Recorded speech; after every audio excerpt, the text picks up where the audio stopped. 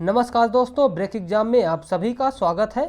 UP TSPSC द्वारा जो junior assistant कनिष्ठ सहायक की भर्ती कराई जानी थी, उसका अभी तक कोई भी सिलेबस नहीं जारी किया गया था, लेकिन अब इसका सिलेबस पूरी तरह से ऑफिशियली जारी कर दिया गया है।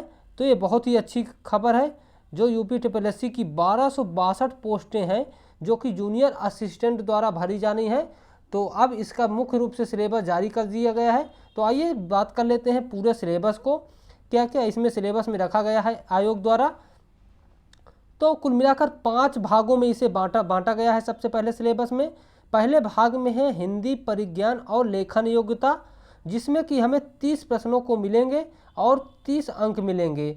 और समयावधि कितनी होनी चाहिए, तो टोटल मिलाकर 120 मिनट अर्थात 2 घंटे इसमें पूरा टाइम दिया जाएगा, जो कि भाग 1, भाग 2, भाग 3 और भाग 4, भाग 5। तो इस प्रकार से 5 भागों में पूरा पार्ट बटा हुआ है। भाग 2 में रीजनिंग है, सामान्य बुद्धि परीक्षण। वहीं भाग 3 की बात कर ली जाए तो सामान्य जानकारी है, जिसके 20 क्वेश्चन रहेंगे। वहीं भाग 4 की बात कर ली जाए तो कंप्यूटर के हैं, जिसमें कि 15 क्वेश्चन पूछे जाएंगे। वहीं भाग 5 की बात कर ली जाए तो उत्तर प्रदेश राज्य से संबंधित जानकारी अर्थात यूपी स्पेशल, इसके लिए हमें पढ़ना पड़ेगा। ये बहुत ही अच्छी खबर है कि यूपी पीसीएस और यूपी अन्य के एग्जाम की तैयारी करने वालों के लिए अच्छी खबर है कि यूपी स्पेशल के 15 क्वेश्चन 20 क्वेश्चन पूछे जाएंगे। तो ये भी काफ़ी ज़्यादा टर्निंग पॉइंट रहेंगे कि यूपी स्पेशल इसमें हमें ज़्यादा फोकस करना पड़ेगा। साथ ही साथ हिंदी को काफ़ी ज़्यादा वेटेज दिया गया है, 30 अंक और 30 प्रश्न। और इसमें निगेटिव मार्किंग की बात कर ली जाए तो निगेटिव मार्किंग क्या है, तो उपर्युक्त परीक्षा है तो निगेटिव मार्किंग दिए जाने का प्रावधान है, जो सही प्रश्न के अंक का 25% है, अर्थात 1/4 इसमें निगेटिव मार्किंग होगी। तो ये भी याद रखिएगा, ज़्यादा भारी निगेटिव मार्किंग तो नहीं है, लेकिन काफ़ी अच्छी है। आगे देख लेते हैं हिंदी पाठ्यक्रम का भी। देखो पूरी तरह से सिलेबस दे दिया गया है कि पूरा पाठ्यक्रम हिंदी परिज्ञान और लेखन योग्यता में कैसे प्रश्न पूछे जाएंगे। तो उम्मीदवारों से हिंदी भाषा का ज्ञान और उनके समझ एवं लेखन की योग्यता के परीक्षण हेतु प्रश्न पूछे जाएंगे। यह प्रश्न पत्र माध्यमिक शिक्षा परिषद उत्तर प्रदेश के इंटरमीडिएट परीक्षा के स्तर का होगा। वहीं आगे देख लेते हैं सामान्य बुद्धि परीक्षण रीजनिंग में। तो इस परीक्षण का उद्देश्य किसी नई परिस्थिति के समझने, उसके भिन्न तत्वों का विश्लेषण तथा पहचान करने तथा तर्क करने की योग्यता को मापना है। इस परीक्षण में ऐसे प्रश्न होंगे जो अनुदेशों को समझने, संबंधों, समानताओं तथा संगतताओं का पता लगाने, निष्कर्ष निकालने और इसी प्रकार की बौद्धिक क्रियाओं पर आधारित होंगे। तो याद रखिएगा, इसमें निष्कर्ष लगाने वाले काफ़ी ज़्यादा क्वेश्चन पूछे जाते हैं, इसीलिए निष्कर्ष लगाने वाले और समानताओं और असंगतताओं को पता लगाने वाले भी प्रश्न इसमें पूछे जाएंगे।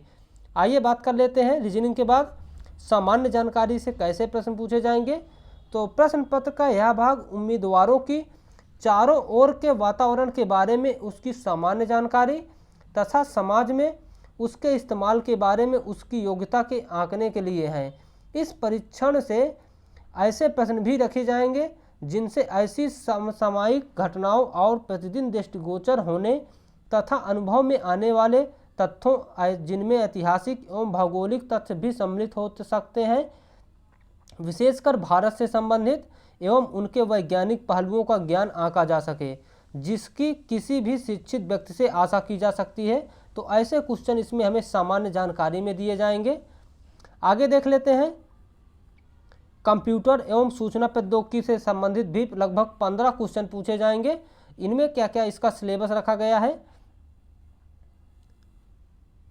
तो कंप्यूटर में हमें क्या क्या सिलेबस दिया गया है। तो इस प्रश्न पत्र के इस भाग में उम्मीदवारों से कंप्यूटर एवं सूचना प्रौद्योगिकी का परिचय, hardware, software, operating system, spreadsheet, email, social networking और ई गवर्नेंस, डिजिटल वित्तीय उपकरण और अनुप्रयोग, इंटरनेट एवं वर्ल्ड वाइड वेब का परिचय, भविष्य के कौशल और साइबर सुरक्षा का अवलोकन, वर्ड प्रोसेसिंग के तत्व तथा कंप्यूटर और सूचना प्रौद्योगिकी के क्षेत्र में होने वाली तकनीकी विकास एवं नवाचार, artificial intelligence, big data processing, deep learning, machine learning, internet of things अर्थात IoT से बोलते हैं, जो कि आज हम आर्टिफिशियल इंटेलिजेंस में इस्तेमाल करते हैं। जैसे कि गूगल में कोई भी सूचना पूछी जाती है तो तुरंत ही उसका हमें जवाब मिल जाता है। तो ये सारी प्रक्रियाएं आर्टिफिशियल इंटेलिजेंस के अंतर्गत आती हैं। आगे देख लेते हैं, भाग 5 में हमें यूपी स्पेशल मुख्य रूप से पढ़ना होगा, क्योंकि इसमें 20 क्वेश्चन हैं। तो 20 क्वेश्चन काफ़ी ज़्यादा परिवर्तक हैं, जो एग्जाम के सिलेबस को बदल कर रख देते हैं।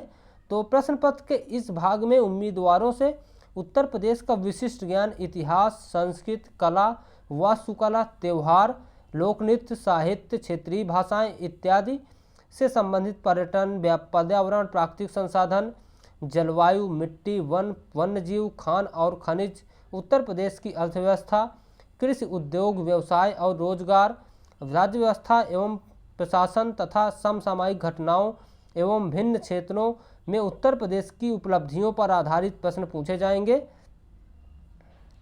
उक्त परीक्षा योजना एवं पाठ्यक्रम विज्ञापन संख्या 8 परीक्षा 2022 सम्मिलित कनिष्ठ सहायक मुख्य परीक्षा के अंतर्गत विज्ञापित कनिष्ठ सहायक कनिष्ठ लिपिक के पदों पर चयन हेतु प्रभावी होगा। अतः विज्ञापन के प्रस्तर 10 को उपयुक्तानुसार संशोधित समझा जाए।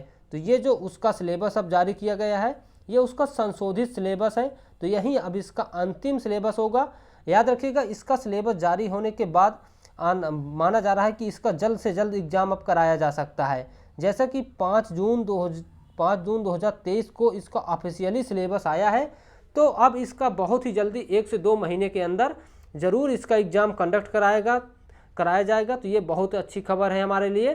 तो थैंक यू दोस्तों, मिलते हैं आपसे नए वीडियो में। तब तक के लिए थैंक यू। यदि वीडियो आपको पसंद आया हो तो प्लीज़ चैनल को लाइक और सब्सक्राइब जरूर कर लीजिए। Thank you.